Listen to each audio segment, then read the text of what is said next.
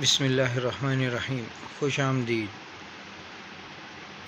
عورت کی نیکی۔ آج سے 15 سال پہلے کی بات ہے۔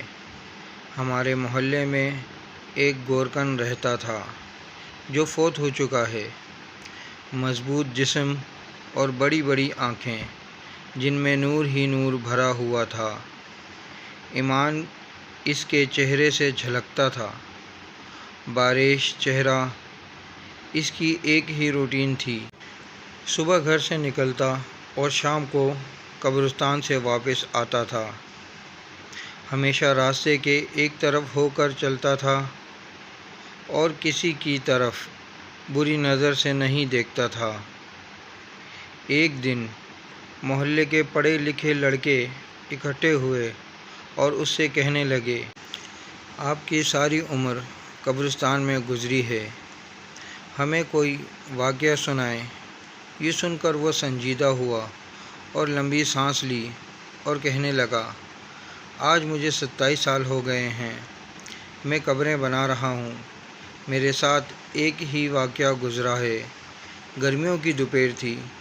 کچھ لوگ میرے پاس آئے کہ بابا جی قبر بنانی ہے۔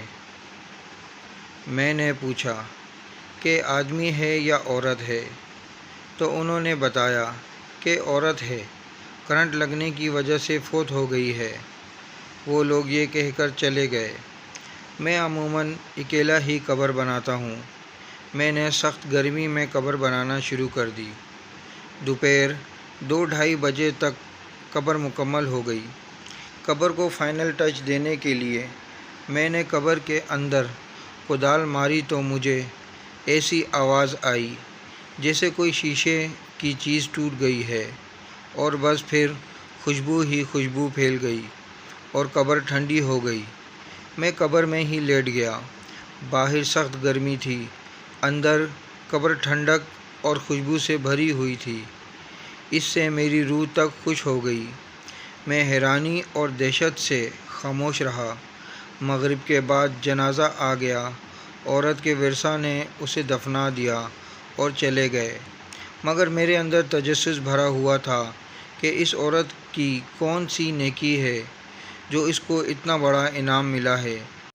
باتوں ہی باتوں میں نے معلوم کر لیا تھا کہ یہ عورت فرید گیٹ بہاولپور کے اندر رہنے والی تھی اور بجلی کے کرنٹ لگنے سے فوت ہو گئی ہے۔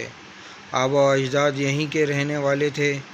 میں پوچھتا ہوا فرید گیٹ پہنچ گیا اور عورت کے بارے میں معلوم ہوا کہ اس عورت کا خاوند کچھ عرصہ پہلے فوت ہو گیا تھا۔ وہ بیچارہ 6-7 سال بیمار رہا۔ اس عورت نے دن رات اس کی خدمت کی۔ خاوند کی شدید بیماری کے باوجود اس کے ساتھ بے وفائی نہیں کی اور دل و جان سے اس کی تیمارداری کرتی رہی۔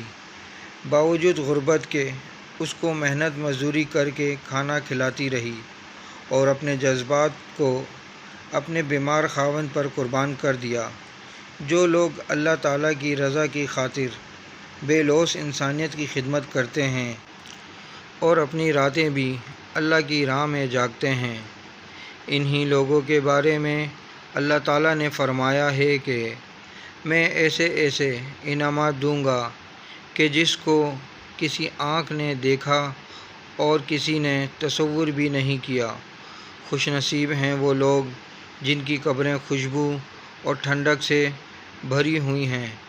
دعا ہے اللہ تعالیٰ ہمیں اور سب مسلمانوں کو بخش دے اور آخرت میں ٹھنڈک عطا فرمائے، آمین۔ ویڈیو اچھی لگے تو لائک کریں، کامنٹس کریں، شیئر کریں، چینل کو سبسکرائب کریں اور بیل آئیکن کے بٹن کو دبائیں تاکہ آپ کو اچھی ویڈیو متواتر ملتی رہیں۔ How, now, wow.